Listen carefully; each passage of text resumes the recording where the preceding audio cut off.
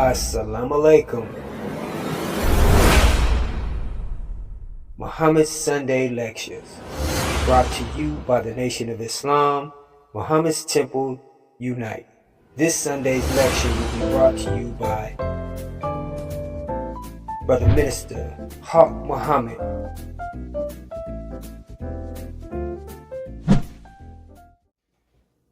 Assalamu alaikum.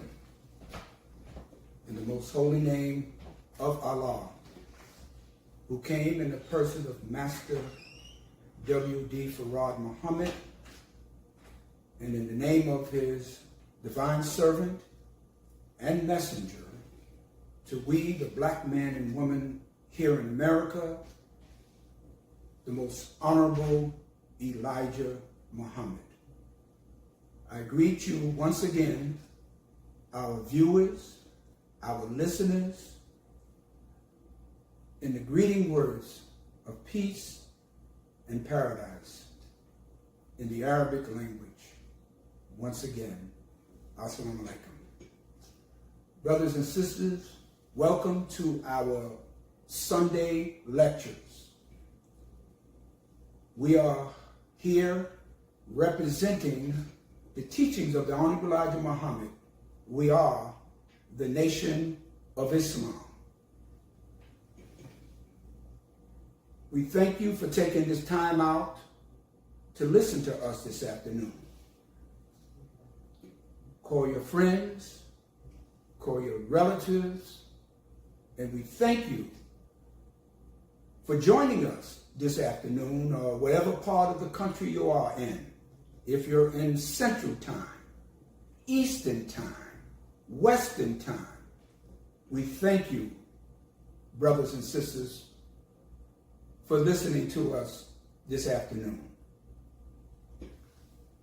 The Honorable Elijah Muhammad always taught us, whenever we come before the public, whenever we come to represent the teachings of Islam, we always open up in prayer.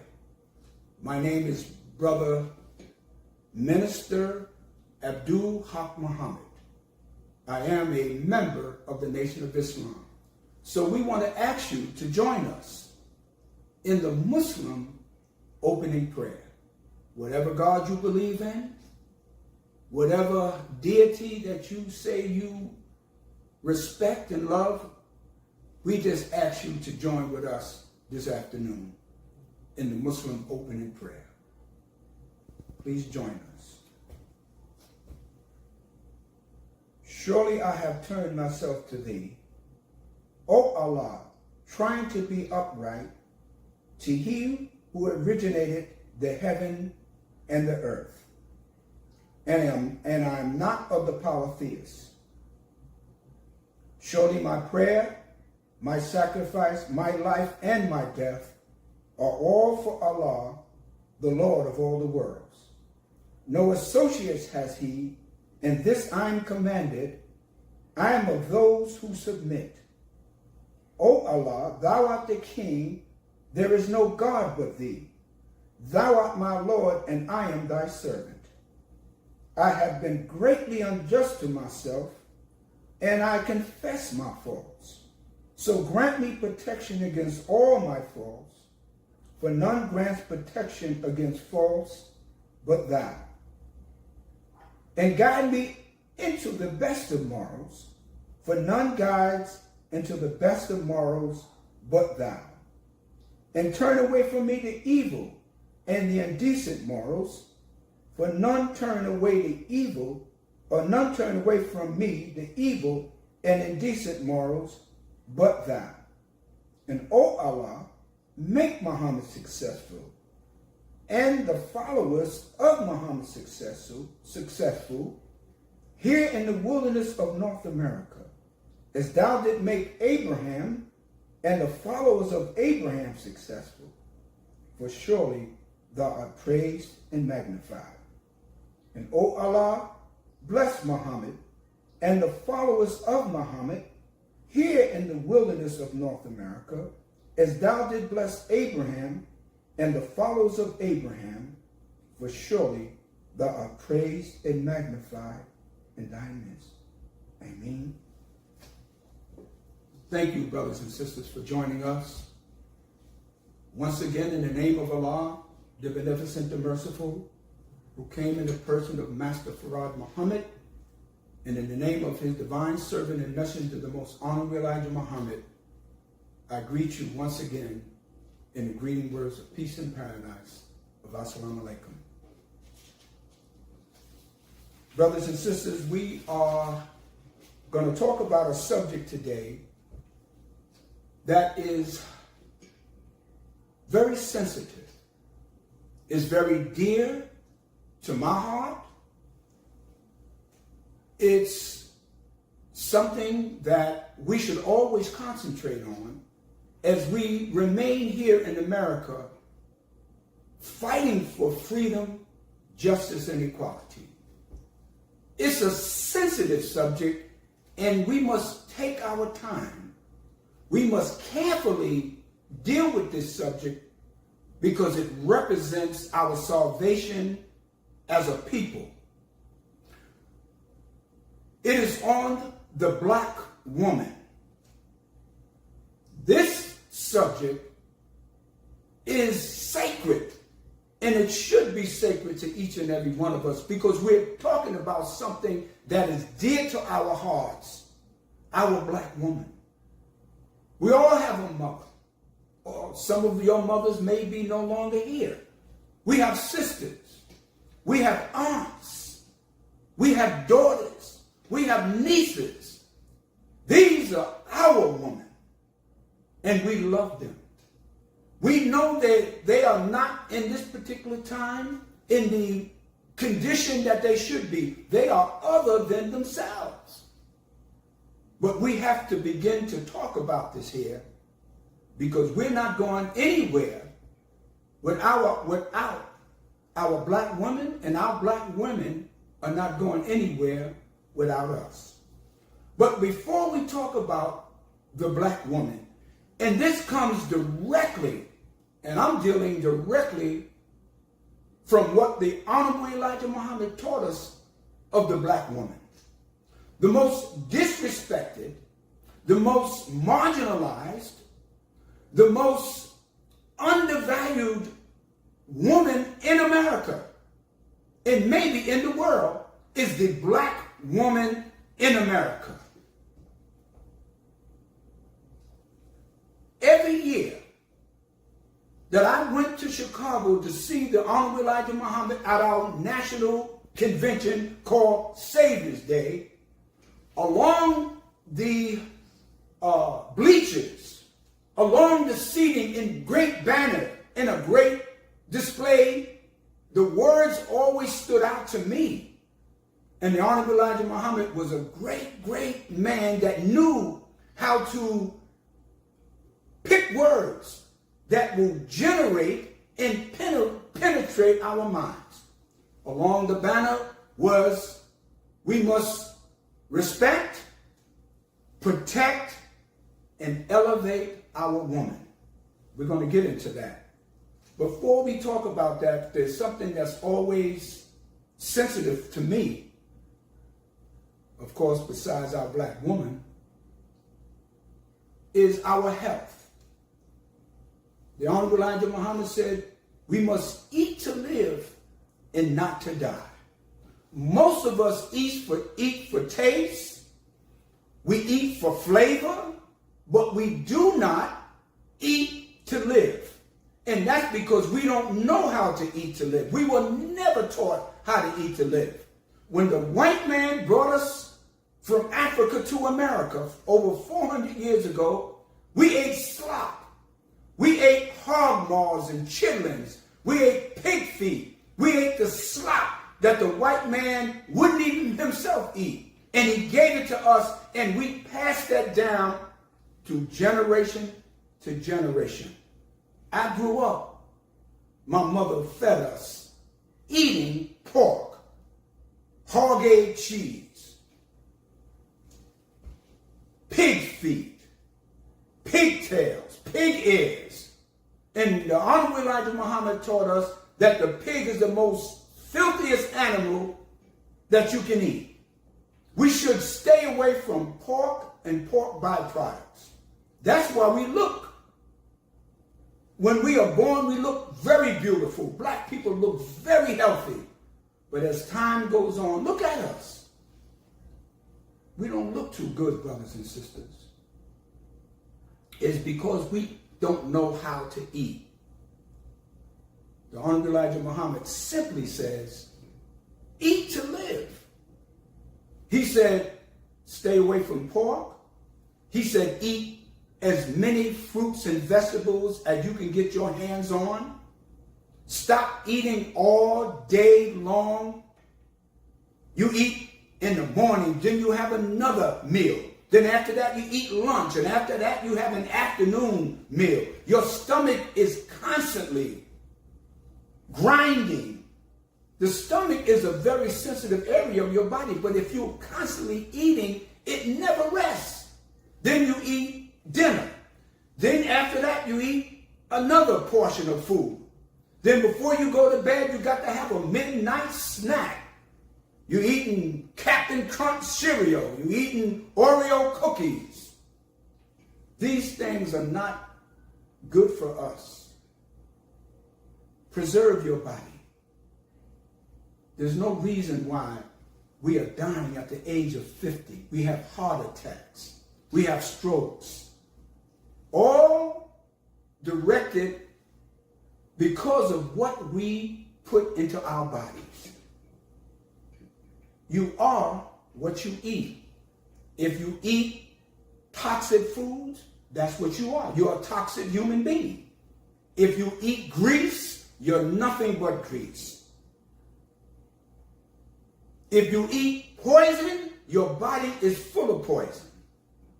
Some of us don't even have a normal regularity, which means that you're supposed to at least relieve yourself at least twice a day. At least twice a day. Because that stuff is all backed up in your colon. You see brothers walking down the street, look like they're pregnant. Stomachs all out here. Look at your stomach. Some of you haven't seen your shoes in years because you can't even look down. You can't even see your feet until you go to bed. So I am appealing to you, brothers and sisters, our sisters too. And the only reason why they live a little longer than us, because they are able to get pregnant, so they have what is called prenatal care. So they're going back and forth to the GYN, to their prenatal care doctors, and they're getting checkups. So they know their body. So when they have a child, all of that poisons is coming out after the child is born. They call it afterbirth. Didn't want to upset you, just wanted to check you and let you know we can do better and we can live longer. Now, just be patient with me. I'm not sure if I'm going to get through this subject. We may have to do it in a part 2. But brothers and sisters, please listen to me. We're not here to offend anyone. We are just here to bring you the truth.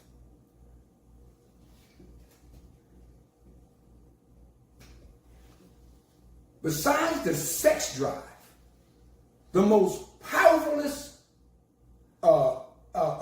energy in the human makeup is the power of love. I'm going to say that again. One of the most powerfulest forces in the human makeup is the sex drive. It's an appetite. It's a natural response that we have for one another. But the most powerfulest other effect is the power of love. And we have to love our black women. The Honorable Elijah Muhammad said we must respect, protect, and elevate our black women. We want to talk about those 3 things. We want to break it down so we can understand the need for that, because our black woman needs us. They need us. They're screaming for our attention, our need for their security of them. They're calling out to us to protect them, respect them, because they are other than themselves. Our black women are jewels. You know, you take your money and you put it in CDs. You take your valuables and you put it in safe deposit boxes. You hide it in your house. Some of us have thousands of dollars and we put it into investments. But what about our black women? What about our black girls? What about our black daughters? Don't we have more respect for them and love for them than we have for those things I just mentioned?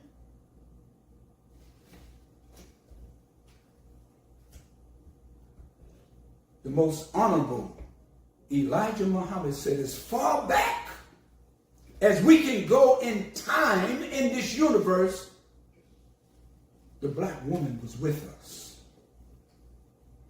You cannot find a time. Yes, the black man created himself out of triple darkness, but we don't know when the black woman came.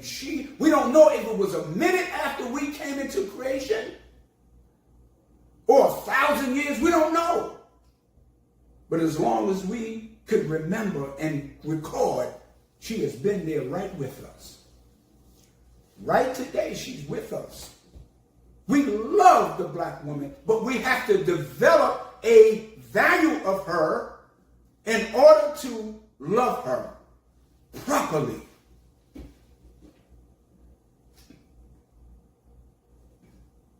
When we were brought to America, oh yes, we were brought to America. We're the only people besides the American Indian or the Native American who is indigenous to this country. We're the only people who have come here, and we were forced to come here. We are not immigrants in the sense of that word. We are not people that are immigrated here or migrated here like many of the other groups that are here. We're the only people that have been forced to come here. And we have been here longer than any other people besides the American Indian. And we have fought in every war that the white man has ever waged. We fought in the Civil War. We fought in the War of 1812. We fought in the Revolutionary War. We fought in the War of Polk Chop Hill. We fought in the Vietnam War. We fought in the Korean War. My uncle Jay, was fought in the Korean War. He was a part of where they bombed an area that he was in and blew up his whole body. He survived, but had to wear a cast from his head to his feet. My father fought in World War II against the Nazis. We fought in Iraq. We fought in all the major wars that has waged in modern times. We fought in Afghanistan.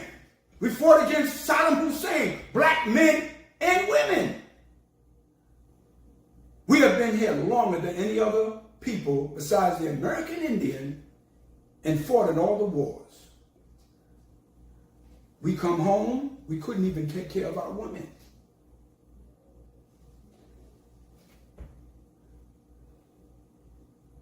The Honorable Elijah Muhammad said God in person taught him, introduced himself as W.D. Farad. This is the first time in the annals of the reality of God, the position of God, that we knew the personal name of God. Moses saw him, met him in the burning bush. He talked to Moses as a man speaking to his brother, but he came to him in a burning bush and said, I am that I am. But Moses didn't know the personal name. Abraham met with the Lord. Job talked to him. Noah had a relationship with God, but they never knew the personal name. This is the first time in the history that God consciousness, that we have talked about God, that we knew the personal name of God. He introduced himself as W.D. Farad. See, you know the name of there's a president of the United States. His name is Joe Biden. And you know his personal name. But he is the president, that's his title. We know Allah, but no one has talked to us until the coming of Master W.D. Farad that we knew his personal name. All praises is due to Allah.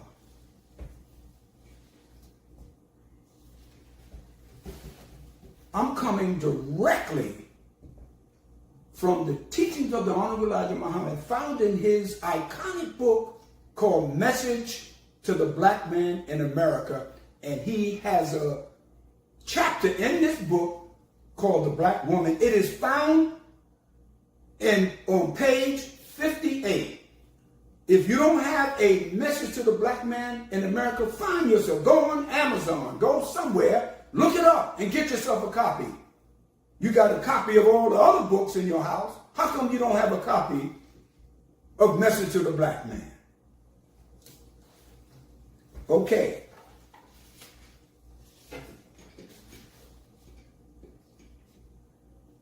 The Black Woman. That's the title of this chapter. The Black Woman. The Honorable Elijah Muhammad, very simply, very plain, because he wasn't a complicated man. He made things so simple. They say even a fool can understand what he was teaching and talking about. Okay? I hope everyone is all right so far. I'm a little passionate about this here because we're talking about our black woman. This is what the Honorable Elijah Muhammad says. He said, the woman is man's field to produce his nation. Okay? Without a woman, you cannot reproduce yourself. You cannot reproduce yourself unless you have a black woman. She has a womb. You produce sperm. The sperm goes into her ovaries. The sperm begins to develop. And you have a child. Very simple. You can look that up. She is the field to produce his nation. If he does not keep the enemy out of his field, he won't produce a good nation. See, the Honorable Elijah Muhammad came from the farm. His family grew up on the farm. So he understood from a young child, from a young boy, how things work agriculturally. This is what he says. He says, if we love our vegetables and crops, we will go out and turn up the leaves on the vegetable stalk to look carefully for the worms that are eating and destroying the vegetables. We will kill that worm, right? Okay. So the woman is the field by which we produce our nation. Every nation reproduces itself through its women. But if you have a garden, if you have a field and you're growing fruits and vegetables, and if there's an enemy, worms or rats or any kind of vermins or any kind of insects that was eating up your crops, you will kill that enemy. That is very simple.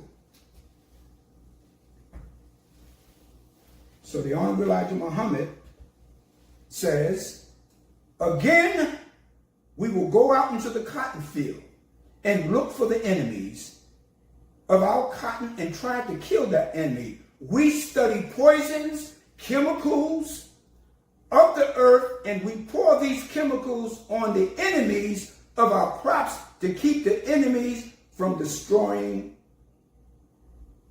our crops. We love the crops that we can produce every year, every season, as well that we kill every enemy that we find seeking to destroy our crop. How valuable, he says, is your fruits, your vegetables? How valuable are they compared to your black woman? How valuable? This is the question that Mr. Muhammad asks.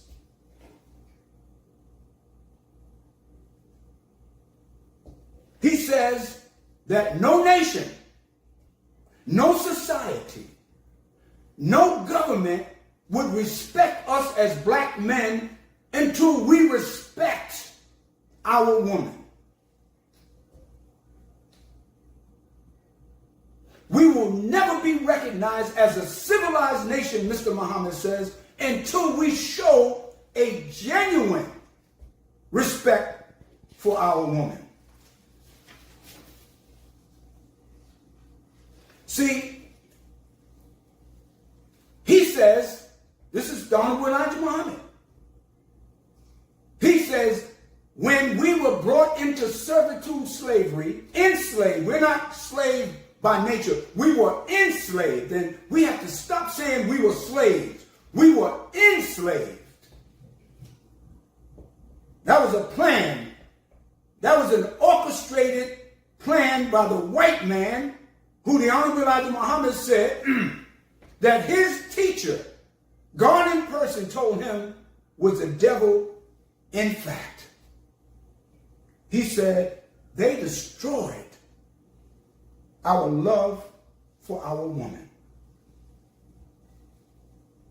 We have lost respect for them. And you might say, well, brother, they don't have no respect for themselves. They are other than themselves. They weren't born like that. They were made like that by an enemy. And we must gain and fight and reclaim that love for our black woman. Yes, they are out of control. Yes, you see them on the street. Look at our daughters. It's becoming, I'm on the East Coast. I'm in New York City.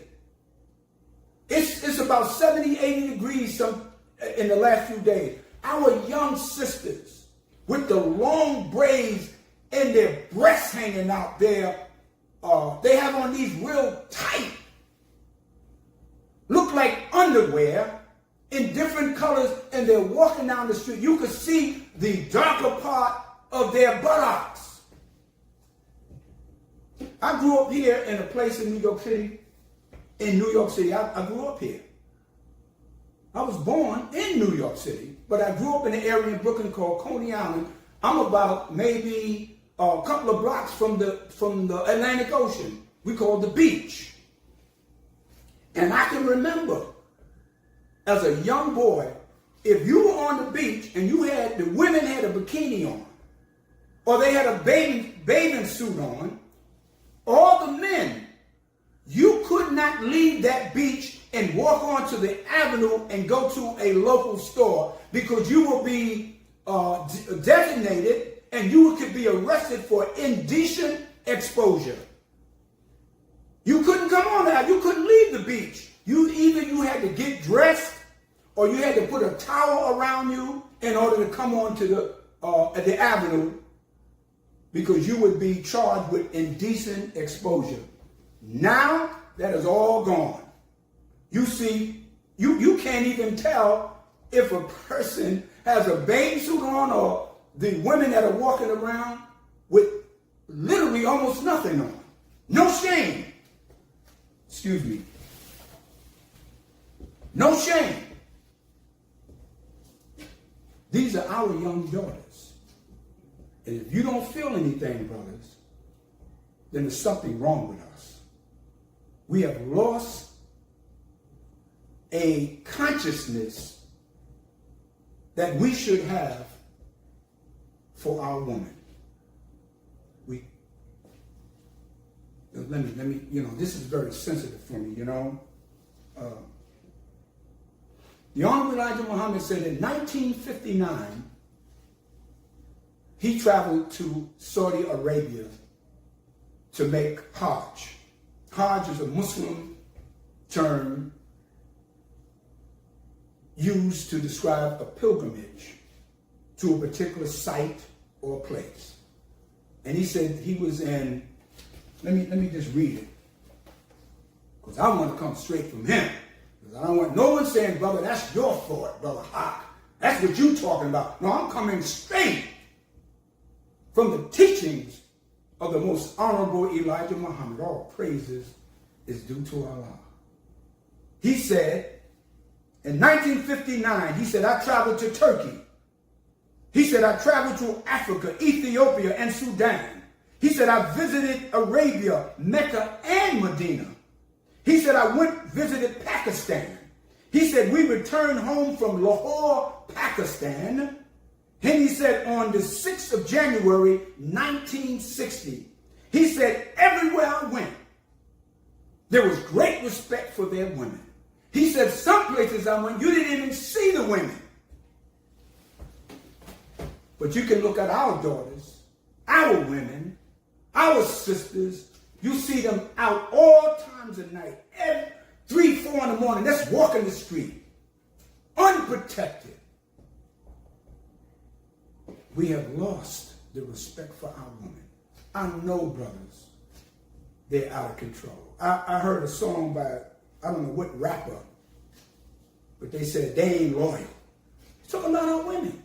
They ain't loyal. How can they be loyal if they see us that we are unloyal to them?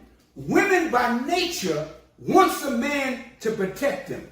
They want a man to love them. They want a man to show passion and humility for them. But the white man during slavery,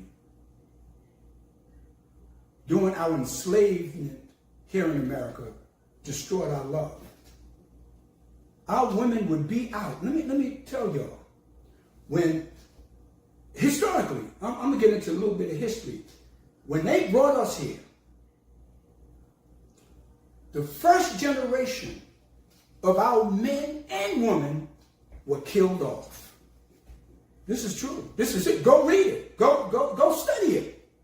The first generation of enslaved black men and women that came here in the hulls of ships, that first group of adults were murdered, were killed by the white man. Why did they do that? Because once you kill off the father and the mother, then you can take those children, rear them, raise them, and make them a perpetual slave and commit it to you. So we here in America, we black people in America, we are the offspring. We are the lineage from that generation that whose parents were killed off, and the children were able to be controlled and enslaved by our enemy. We are that offspring. Okay? In that time, brothers, I'm talking to the brothers, but I know the sisters are listening. And I know some of you sisters say, I don't need no man. Oh, yes, you do. You need a man. Deep down inside, you are yearning for a man. That's why, if you notice, many of our sisters are in the church. You don't see too many black men. You can go to many churches, and the congregation is 75%, 80% black women, because they're looking for a man. They said, well, Jesus is a man, is my only life savior. But Jesus is a man. And that's the man you're looking for, sister. But he's out here. He just don't know how to respect you because the white man took his mind from him and made him disrespect you. But we're going to bring that back.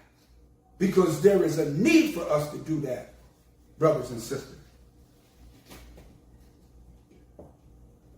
The Honorable Elijah Muhammad says, we must respect our women. He said, we cannot return to our land and people unless we have a thorough knowledge of self. What do you mean, Mr. Muhammad? What do you mean a thorough knowledge? Well, if you're only 50, if you're only 30, if you're only 25 years old, how can you have a thorough knowledge? You haven't even lived long enough. What he means fundamentally, you have to have a basic, rooted understanding of truth and righteousness. That truth, that righteousness will give you that respect for your woman that you have not had since you landed in America. We have to protect them. I have, on many occasions, saw brothers slapping their women. I saw one brother take a young sister's cell phone, and throw it to the ground. I said, yo, brother. I said, if you have a problem with your woman, take her home. You'll work that out. You know, he looked at me. He wanted to say something, but he knew I was right. These are our women. We cannot go on all of these mediums and disrespect our women. You see the housewives. You see these, what you call, programs that they have, and our sisters are sitting on these programs. What you call reality shows.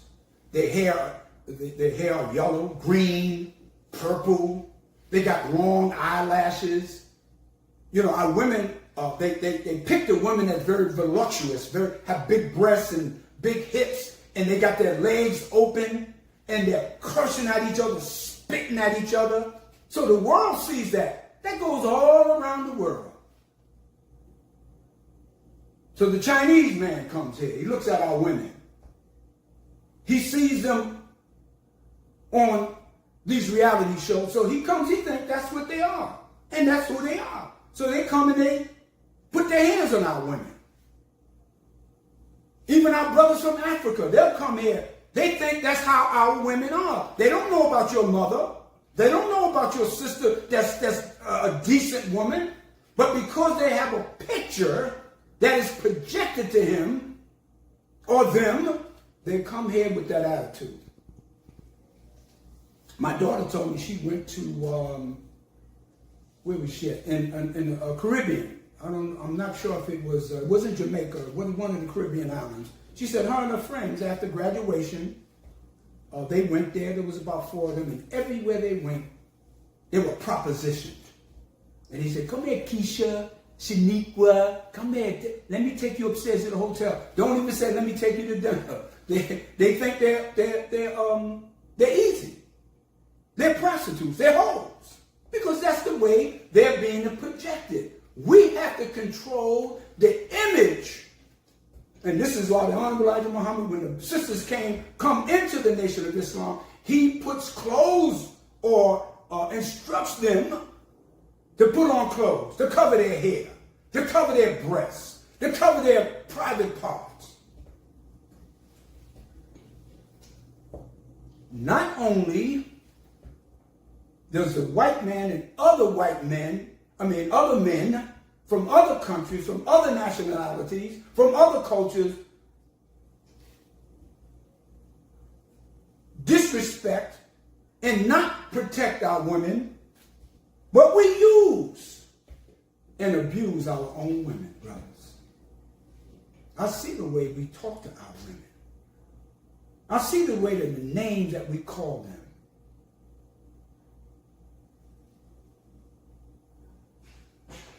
I see the way that we don't show any real concern and really passion for our women. You know, when I was growing up, I watched as a little boy. It was me. I was the youngest at the time, and then I had a brother about 4 years older than me. And I might have been about 7, 8 years old. My brother may have been about 11.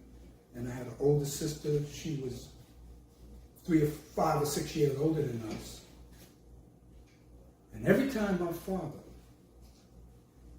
got intoxicated, every time he got drunk, he started hitting on my mother. And we would cry. And we would, please, Daddy, don't hit her. I saw my father knock my mother's tooth out. Blood would be everywhere on the bed. And we lived in like what you call a kitchenette. One big room that you might call a studio apartment today. But it was a rooming house we lived in. And every time my father got drunk, he would start beating on my mother. And of course, my mother didn't know how to hold her tongue. She was very cutting and very scaling with her words against my father. He wasn't an educated man. He never finished high school. And as we got older, me and my brother, we told our father, said, Daddy, we love you, but you're not going to put your hand on our mother again. He tried to raise up, but he knew we weren't playing. But I didn't understand. My father had been destroyed as a man when he went to the army in World War II. He was in Italy, where they had the fascist government under Mussolini. And they treated him less than a human being. They treated him worse than a dog. All the black soldiers there were put into cold barracks. The German soldiers were treated better. They had a better environment. They had better food. They gave them blankets and they accommodated them, and they treated the black soldiers less than human beings. So my father came back less than a man, feeling less than a man. And he took that anger, he took that anxiety that he was carrying, he took that pain, and when he got drunk, it all came out, and he took it out on my mother. I found out later that is what was happening to him. And that's why he did those things. He just didn't have the knowledge of himself. He didn't know God, nor his origin in the world. And that's why you see black men use and abuse their black women. I never liked pimps. I knew pimps put their women on the street.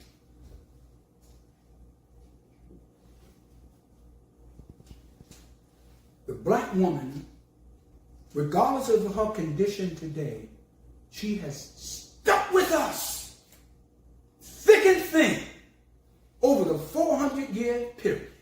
Yes, she has been out of control. Yes, she has been other than herself. But by and large, she has stuck with us. Look at the dope. Sometimes you see dope fiends walking down the street, crackheads, and they got the woman, she's following, the black woman, she's following right behind them. Even though they're both in that condition, she's hanging right in there because she has a natural inclination to her black man.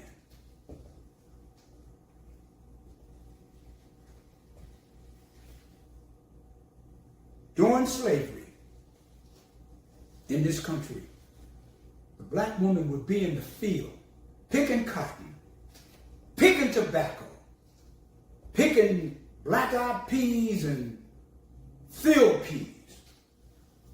And the white man would go out into the field, pick any black woman he wanted. And here you have black men were in the field watching this. They couldn't say anything.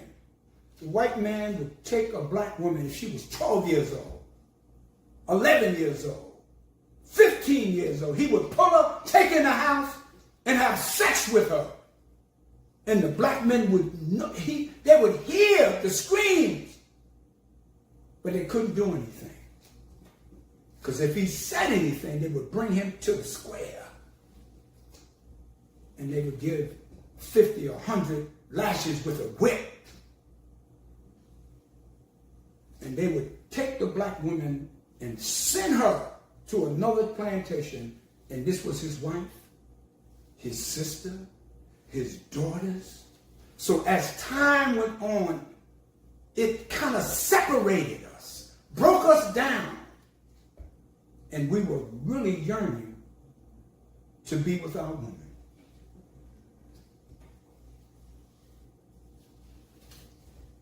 If you look at a picture, look at some of the pictures that they painted during our sojourn in America under slavery. You see black men in chains walking in a line. And then you will see black women also in chains, walking either beside or in back of the black enslaved black man. But if you notice, if you look carefully, you would see the children. They didn't have chains on, but they were right next to the black women. Why didn't they have chains on the children? Because the children were being controlled, the children were being protected, and the children were looking after the mother, so they didn't need to be chained because they were following automatically their mothers. You see how the white man strategically and scientifically did that? So the children didn't need change because they followed the way and the behavior automatically of their mothers. So they were controlled. The white man didn't have to put chains on the children. They were under control of the mother. We're moving right along, brothers and sisters. The Honorable Elijah Muhammad said we are talking about the black woman. She belongs to us, and we belong to them. We have a mutual love that should be generated and nurtured in our environment.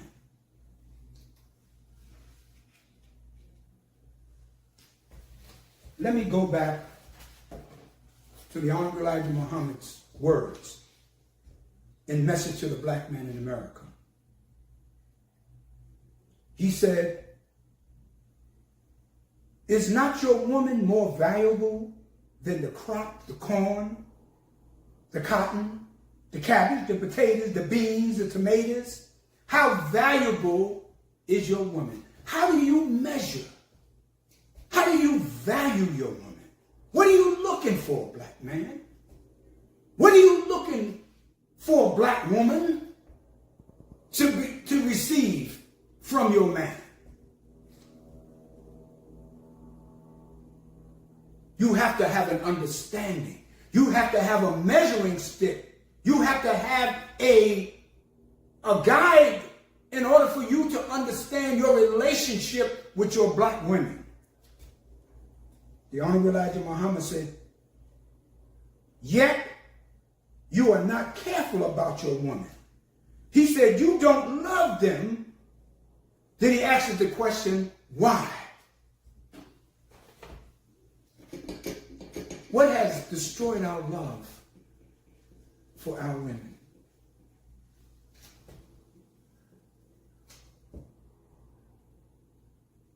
He said, we mistreat our women, our own women. We mistreat them. You know, I was a director of a community center. And in the community center, I had dozens of children from 6 years old to 12, and then in the evening we had the teenagers. But I noticed that the young girls would come into my office and they would want to sit on my lap. They wanted to be around me. And they would say, they would call me, "Mr. Stewart, you're like my daddy. Are you my dad?" I said, I'm not your daddy. I said, I can be a friend. What they were yearning for, something that they didn't see in their home. You know, there's an unspeakable thing that is happening in our community. Our young girls are being molested. They're being violated by their uncles. They're being touched by their brothers, by their male cousins. Some of them even by their own biological father. That didn't exist among our people when we were in Africa. Where did that behavior come? Where did we lose that kind of respect?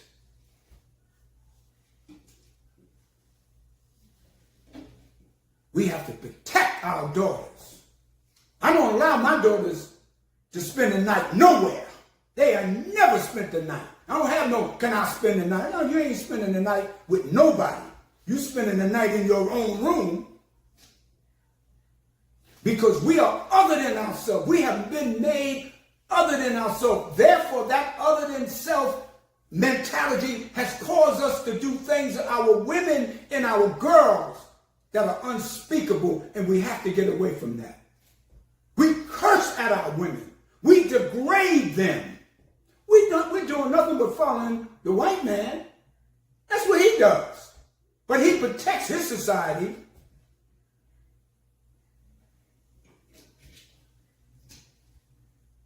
The Honorable Elijah Muhammad said we have lost respect and love for our women. But we can get it back, brothers. Don't think that cannot happen. But he says that the only way that we can return that love for our women and our mistreatment, and he said the white man's false religion has caused us to be in the condition that we are in. What do you mean, the white man's false religion? They taught us Christianity. In Christianity, there's a false concept of God, and we believe that we're going to go to heaven after we die. So we do crazy, unspeakable things here on the earth, thinking that we're going to be forgiven when we go to heaven. That's a crazy concept. He said, Islam is the only the teachings of Islam is the only thing that can correct our position and condition concerning our black women. He said we must protect. And I'm not telling you to go out, brothers, with bats and guns. You're going to walk down the street and protect black women that way. No, we have to, I'm going to tell you how we have to do it. Because if you run out there and you do that, you can get arrested, you can get killed. It has to be done in a very scientific, intelligent way, as taught by the Honorable Elijah Muhammad. He said we have to elevate.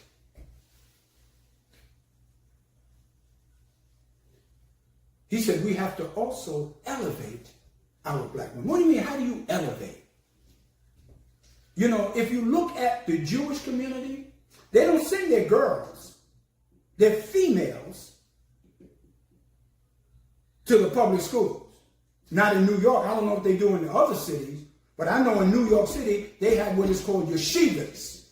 Oh, yeshiva is a school that teaches religion, the Hebrew religion, or the Jewish concepts. It teaches them economics. These are the girls. They don't send their girls to school, to the public school, until they reach not high school, until they reach college age. They go from elementary school all the way to high school, and then they graduate. Then they allow them to go to college. See, by that time, they have indoctrinated, they have taught, they have trained their women into the Hebrew religion, into the Jewish principles, into the Torah, which is their governing principles that is found in the Torah, which you call the Old Testament. But we take our girls and they're everywhere. And the white man is able to do and to train them in his way of thinking. This is true. When the Honorable Elijah Muhammad met with God in person, Master Farad Muhammad, in 1931, he said he accepted what this man presented to him. He wasn't forced. He wasn't beat down. He said he accepted the teachings of Islam as it was presented to him. And one of the first things he did, he took his children along with the other children that had become Muslims. And they set up the University of Islam in Detroit, Michigan. And the Honorable Elijah Muhammad was charged with influencing the mind of minors.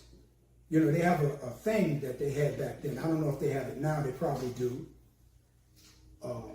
They charged him with that. They charged the teachers in the beginning, but he said, no. He said, I'm the one who told them to take their children out of the white man's schools.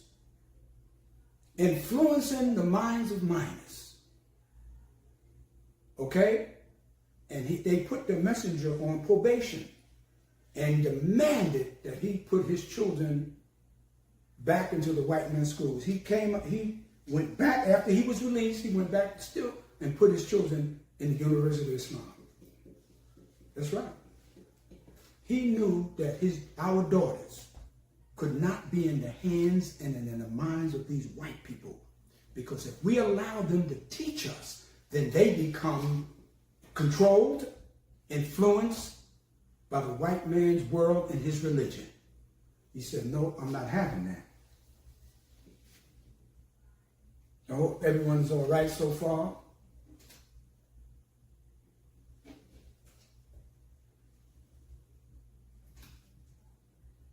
We must enhance. When you say elevate the black women,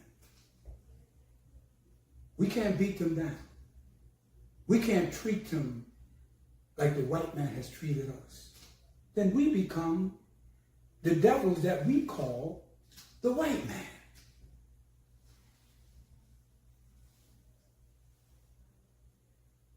We must enhance them in the home. Black women, home is their environment. Home is where they teach and train our children. Home, the home base, is where the woman is the first teacher, the first nurse, the first provider. That is her domain. And we should not, the Honorable Elijah Muhammad said, interfere with that. We guide, we give ideas, but we don't take control of that, because that's her base. And if she's out of place in that base, then we begin to sit down with our women and we discuss how the home and the children should be raised and reared. We have to elevate her in industry. Home is her base, but that's not necessarily her place only. She can be a scientist. She can be a writer. She can be a businesswoman. She can drive trucks if she wants to. We cannot limit her because she has a mind. You know, before the advent of Islam in Saudi Arabia, you know what the Arabs used to do? The Arabs would bury their female babies in the desert of Arabia. The child would be born and they would take the child, the female child, and bury them alive. How savage is that? You know why they did that? Because they believed that the male had more value than the female.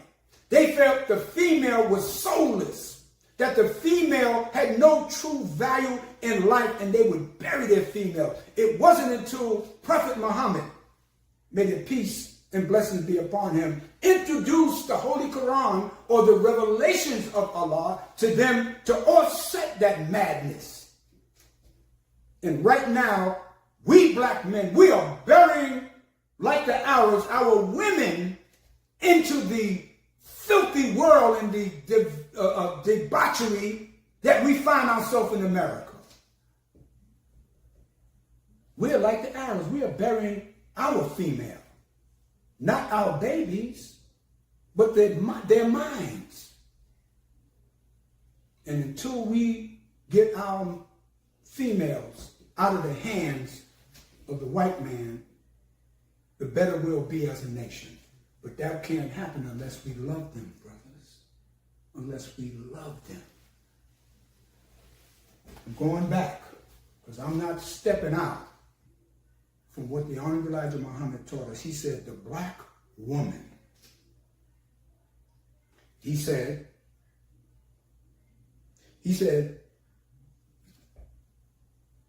this is a good sign. Until we learn to love and protect our women, we will never be fit or recognized people on the earth. He said, the white people here among you will never recognize you until you protect and recognize and value your own women. That is simple. There's nothing complicated about that.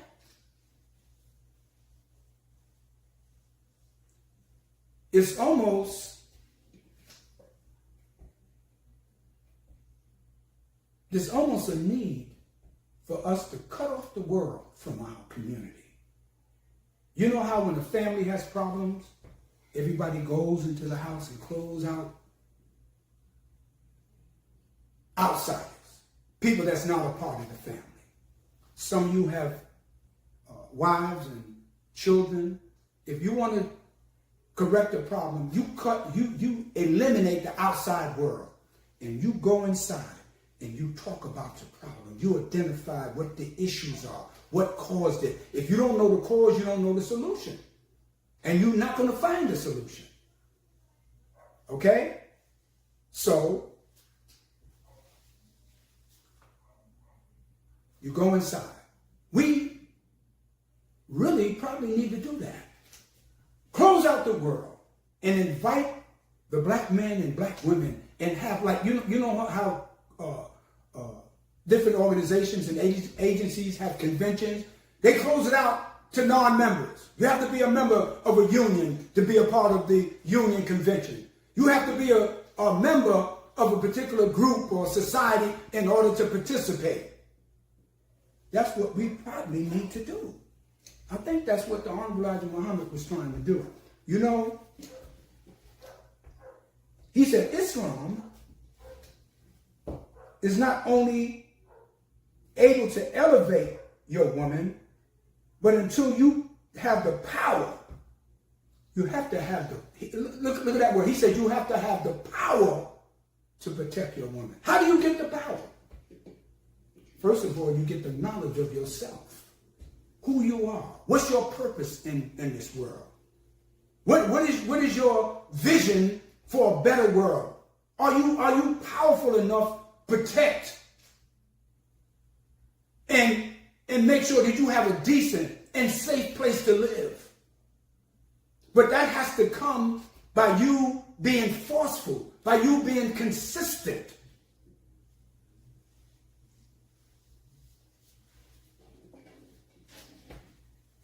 He said Islam makes us see the value of our women. Do you know that because we live in society like this, we believe that you think, or black men think, and a lot of men determine their manhood based on how many women they had sex with. Yo, son, I hit that. Yeah, you see her? Man, I rock that thing. This talk very degrading about the women. And then you're walking down the street and you're looking at these little boys and girls. They look like you. You don't even recognize them as your children. So you put notches. You know how cowboys, when they shot or killed people, they put a notch next to their sleeve? Oh yeah, I shot about 20 people, killed about 10 of them. We do that with our women. Oh yeah, you see her? But brothers, you got a mother. You got daughters. What if someone came and you were talking to someone that you didn't know that was your daughter? And they said, yeah, man, you see that broad over there? And that's your daughter. And he says to you, yeah, I rode that thing all night, son. And you said, man, that's my daughter. That's the society. That's why I said that we may need to cut off the rest of the world and have a black man, black male convention. And thus we can sit down and go over all the things, and based on the teachings of the Honorable Elijah Muhammad, we can solve some of these problems. I don't care how wretched, I don't care how disrespectful and out of control a black woman is, or black girl, or our daughters. Do not put your hands on your black woman. Do not curse them out. Do not degrade them. Don't call them all kind of hideous names. Those are our women. Those are our mothers that will produce our nation.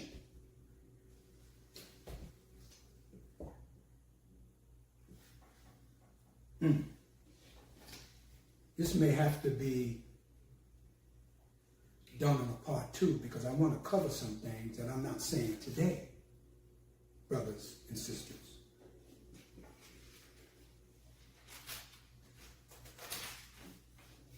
The black woman. I just want to say something. We're gonna do a part 2 to this because I want to talk about in a hadith. There's many hadiths. Hadith is the way of the Prophet, his customs, the way of the Prophet Muhammad. There's a hadith called Sahih Muslim. And in that hadith it said that heaven is found at the feet of your mother. And then in the book of Revelation, it talks about a woman clothed in the sun. And in the justice system in America, there's a woman that's blindfolded. She has a scale in her hand. Okay? What does that all mean? We want to get into that next time and break that down. The Honorable Elijah Muhammad said the black woman. When the sisters come into the Nation of Islam and they accept their own, he puts them in a class called the MGT and the GCC. And that MGT and GCC is Muslim Girls Training and General Civilization Class. And a book that Master Farad Muhammad, God in person, gave to the Honorable Elijah Muhammad called the Problem Book. He said the wife of the uncle of W.D. Farad lives other than herself. What is herself? How does she live other than herself? Now this is the 1930s now. But he told Mr. Muhammad, put him in a class called the MGT and the GCC. Give him a general civilization. Teach them how to act at home and abroad. Teach them how to sew, how to cook, how to take care of their family and their men. You can't protect her unless you're able to control and provide for her, the black woman. We love you, black women, and we're going to talk about these things in our next part 2 of this, okay? So I'm going to close on this part, but we're going to do this next week. I want y'all to tune in because we're going to talk about that woman clothed in the sun. We're going to talk about how Prophet Muhammad said that heaven is at the feet of a woman. We're going to talk about the scale of justice. The symbol of justice is a woman with blindfolded with a scale. We're going to talk about that. So tune in. Same time, same YouTube station, same teachings coming from the most honorable Elijah Muhammad on the black woman. He said, protect and elevate your woman. That is the next part we're going to talk about. So brothers and sisters, until we go to part 2, I just wanted to whet your appetite and to get us to understand the love we have, that we should have for our women. So as I came to you, I will close in the name of Allah, the beneficent, the merciful. All praises due to Allah for giving us and raising among us a leader, a teacher, and a guide, the most honorable and humble Elijah Muhammad. Assalamu alaikum. Brothers and sisters, as we opened up in prayer, and as we are closing, we're going to close with prayer. So please join me in the Muslim closing prayer. Of course, we're like this. This is called the dua prayer. Okay? This is what the messenger taught us. So follow me. In the name of Allah, the beneficent, the merciful. All praises is due to Allah, the Lord of all the worlds.